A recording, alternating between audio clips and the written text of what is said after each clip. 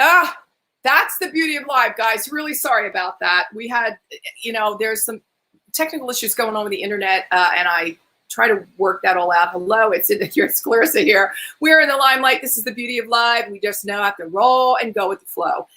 Today on In the Limelight, we have a friend of the show that you have met before. She's been on. We've had other people from the organization on talking about something that is very near and dear to my heart, which is why I continue to have what I call these public service announcements, especially in the time of COVID and when victims are at home with abusers and have nowhere, or they may think have nowhere to go and that there's no way out. This is why I love to have Ashley Rumschlag back onto the show. She is VP of DomesticShelters.org, everybody. Hello and welcome back. Thank you so much for having me. I appreciate it. It's really good to see you again. And I know you've been one busy lady. The shelters now, as I understand it, that are in the domestic shelters network are now about 2,800 through the United States, about 300 in Canada. This is the place to be going when you or someone that you know needs help, assistance, resources, articles, or even someone just to talk to about what it is you can do to get out of an abusive relationship. There's a plan. I promise you there is. It may not be easy, but it is doable. Is it not, Ashley? It is absolutely doable, and there are people out there that want to help. Even with everything that's going on in the world right now, shelters are still operating. We have yet to hear of anyone that is completely shut down, but for the most part, your local shelter and your local domestic violence program is up and running and is ready to take your call if you need help. Fantastic. So there's a lot to get to, because I know that as I mentioned in the setup, there seems to be more of a need now than ever before, when for the last 2 months, pretty much. When I say abusers, we know that they are men and women, and the victims are men and women. We like to remind everyone that we're not speaking about one gender or another. We're just talking about domestic violence. Unfortunately, the cases are normally more of women being the victim, and we really do want you to get the message that there's help. So, okay, there's a lot to get to. Have you seen a rise? Has there been a rise in calls and outreach to the shelters in these last couple of months? Yeah, from what we're hearing through the different national organizations and shelters themselves, we had actually hosted a webinar not too long ago where shelters were saying, yes, we're seeing an increase in calls, because people are being, held at home with their abuser. They have no outlet, whereas sometimes they'd be able to go to work or, go do various activities. Essentially, they are, staying at home and continuing to be subjected to abuse. We do see, there is the flip side of things where people don't have opportunities to make the call. So in that case, it's almost a kind of a silence that they're not able to reach out for help. So there are both sides of the coin for the most part. Police calls for domestic violence, calls to shelters are increasing. Right. And again, we're talking to anybody that is being abused, and to those of you that know of someone that is being abused, because you play and can play a major role in helping someone get out of a horrible situation. Gaslighting. Let's talk gaslighting a minute. When the abuser is saying to you, nobody cares about you. Where the heck do you think you're going to go? You have no life without me. I'm your life. And it sort of works on yours, because it's all working on your psyche. All of the abusive nature of the abuser works on the psyche. So gaslighting, talk about that. Yeah, so gaslighting is, like you said, a form of psychological abuse. And it's a very effective one. And essentially it's where an abuser is going to create doubt in the mind of their partner. So they're repeatedly going to tell them that the things that they say happened didn't happen. They're going to essentially make that person feel like they're going insane, crazy, as though they can't trust their own thoughts, their own feelings, their own memory. And it's just one more way that abusers exert power and control over their victims. So what are some of the red flags? What is it that somebody should be looking for? Yeah, so experts kind of pull out 5 very distinct red flags to look for. The first one is withholding, where essentially the abuser pretends that they don't understand what you're saying, or they just simply refuse to listen. Next is countering, where they basically tell you, oh, you're not remembering that correctly. It happens, something else happened. This isn't really what happened. They may also create a diversion where they just simply refuse to listen or let you bring up the topic in the first place. Right. They may trivialize it, would be another one where they basically say, oh, you're just being too sensitive, or why would you get so upset over something so dumb? Right. You might hear something like that. And also they forgetting. The abuser is just constantly forgetting about how things happened and kind of just making up their own story of what they think happened. So there's, very clear signs when you're on the outside, but when you're on the inside, it's very, very hard to see what's happening. And that's why it's so effective, is that slowly over time, they kind of create these little chipping away at your ability to kind of think for yourself and trust your gut and all of this. And then until it comes to the point where you just simply, you've lost your sense of self. Right. Yeah. Certainly another form of bullying, if not, another form of torture, quite frankly, because right. Yeah. And the accounts that we kind of cite in some of our articles, people say it is, emotional and psychological abuse is in many cases worse than physical abuse. It's hard to say that because obviously, I understand. Some very gruesome things have happened, but in terms of the lasting effects of it, it's very, very hard to overcome when someone has for so long just completely stripped you down and made you playing with your head. They're playing with your head. Exactly. And that that takes real fortitude to not let anyone penetrate that part of you. Again, I love him so much. I just love him. I love him, and he loves me. And well, again, and I say every time you and I get together, or I speak to someone from domesticshelters.org, if it hurts, it isn't love. And that doesn't always mean physical hurt. So if it hurts, it isn't love. And I cannot say that enough. So, okay. So what are some of the tactics that people can use to get away from or escape from gaslighting? Right. Yeah. So the biggest thing you can do to kind of help yourself trust your own memory is writing things down. It doesn't have to be anything fancy or formal, just even if it's just a text to a friend to say, hey, this just happened, that you can look back at a later date. It could be a handwritten note if you have a safe way to do that.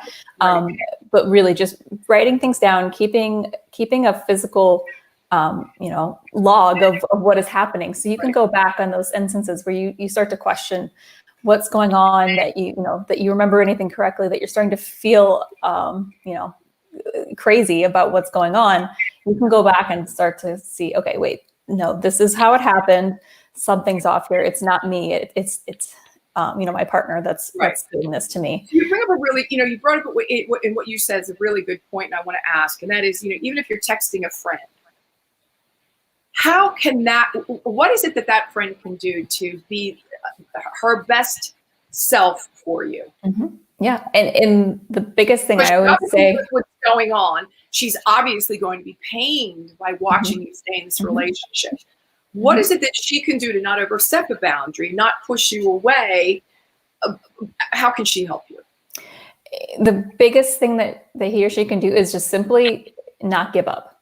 Not, as hard as it may be that rock, be that person that, even if you have to say, I don't agree with what's happening and you deserve better than this, don't let the abuser win by letting that friend or family member or coworker become isolated, because that's exactly what they're trying to do.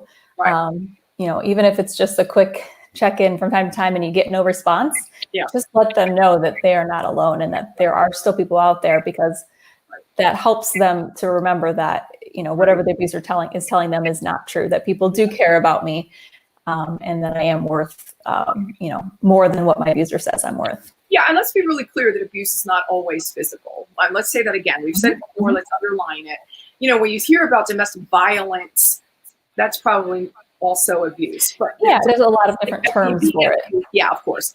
Being abused doesn't necessarily mean physical. It can also, but this is what we're talking about. This is what Ashley brings to the table today, that gaslighting, that making you think, throwing it all back on you. There's something wrong with you. You're wrong. You don't get it right. You're stupid. You don't remember correctly. It really? Okay.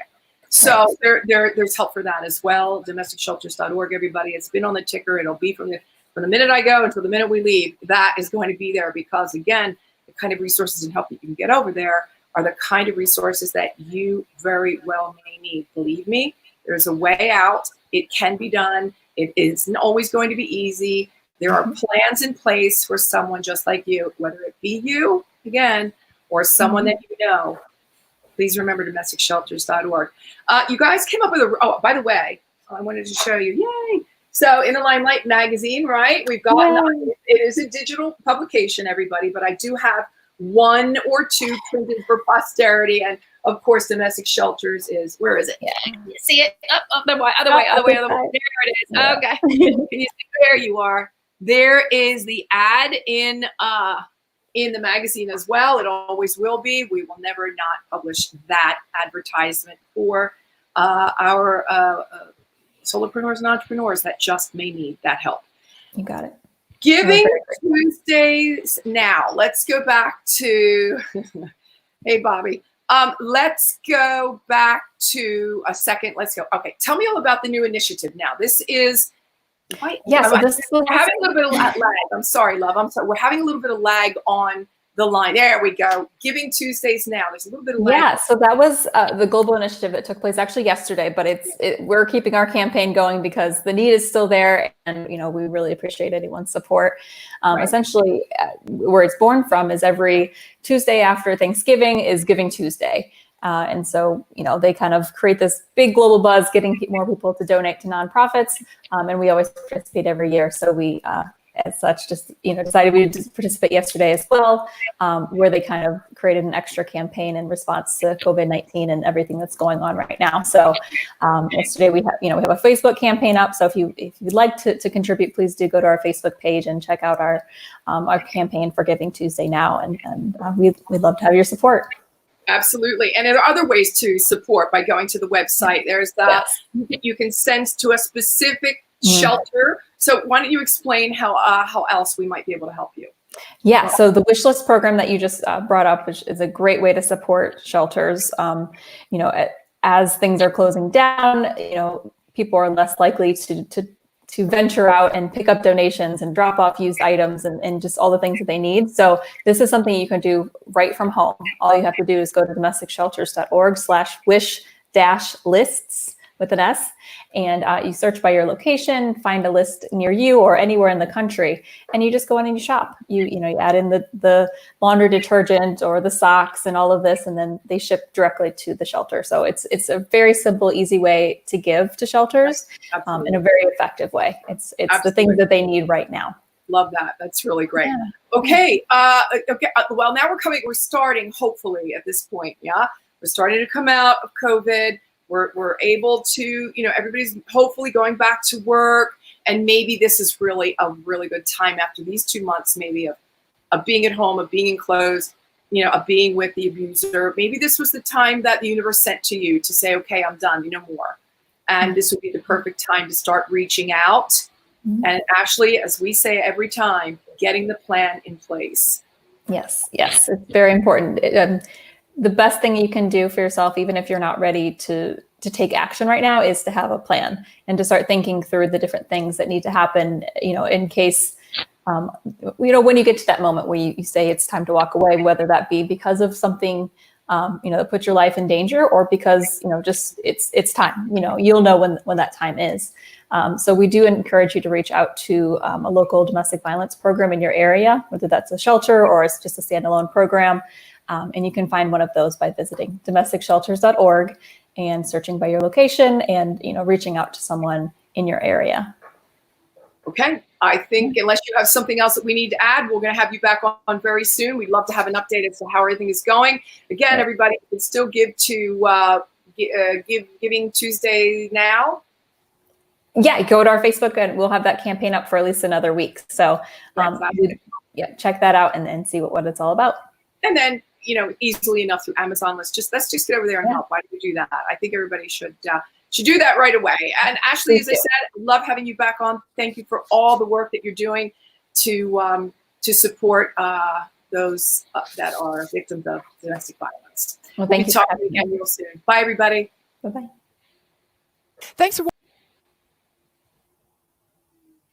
Thanks for watching this episode of In the Limelight TV, intelligent media for the savvy entrepreneur. Please consider liking, sharing, and subscribing to my channel and connecting with me on social. You can listen to this interview on Apple Podcasts, Google Podcasts, and Stitcher. And you can also go to inthelimelightmedia.com to read our digital magazine.